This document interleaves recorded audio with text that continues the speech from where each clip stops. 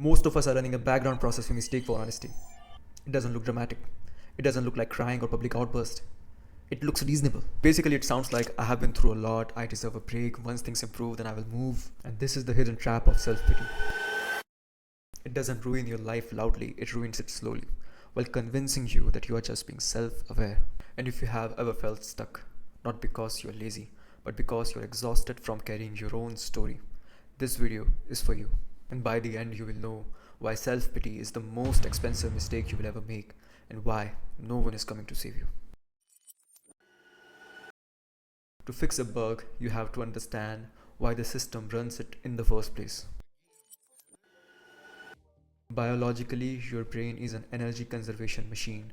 Growth, accountability, and change are high energy processes. They require your prefrontal cortex to override primitive instincts. Self pity, however, is low energy. It gives you the illusion of processing, but it shuts down problem solving. Your brain whispers, there is no point in trying. The environment is outside your control.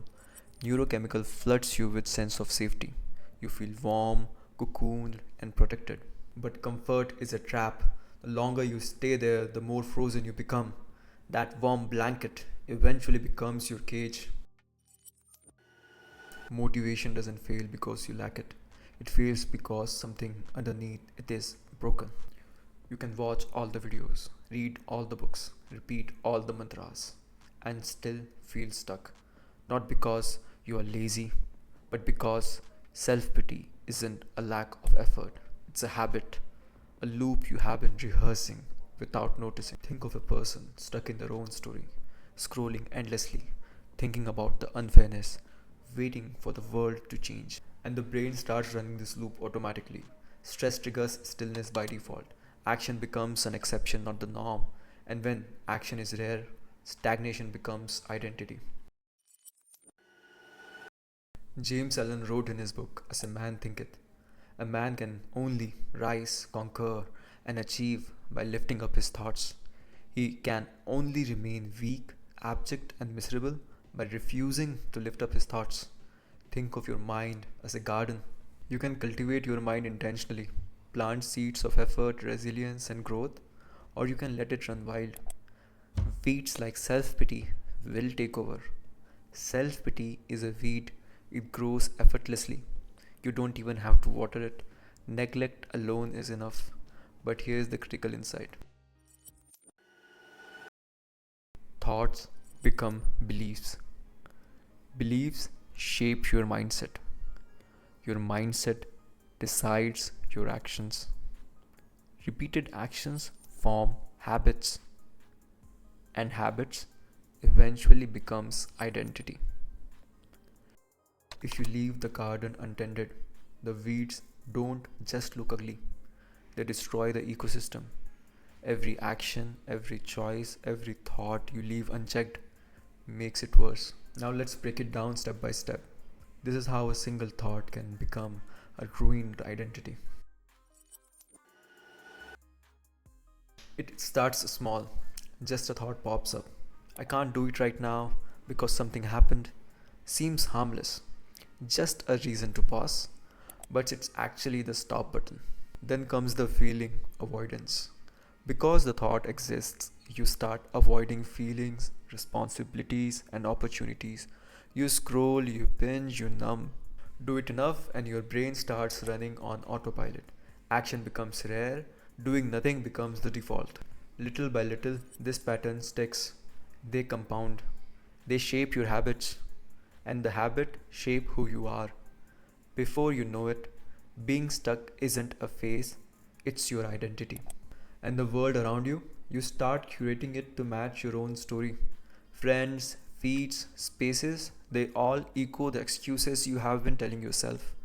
You stick to everything that validates your narrative. You have built a fortress out of your own excuses and limitations. But here is the thing: the smallest push, a single step, can break this loop. You don't need a miracle, you need movement. Now comes my favorite part, the movie moment. Imagine your life as a movie and your audience is watching. What would they be screaming at you to do right now? They wouldn't tell you to scroll another hour or wait for the perfect moment.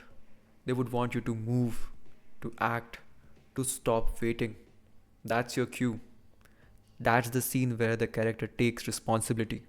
The smallest action you take today becomes the plot twist that can save your story. I am not telling you that your life is easy. I am not telling you that you have to ignore the things that have broken you. And life is not a simulation where everything goes right.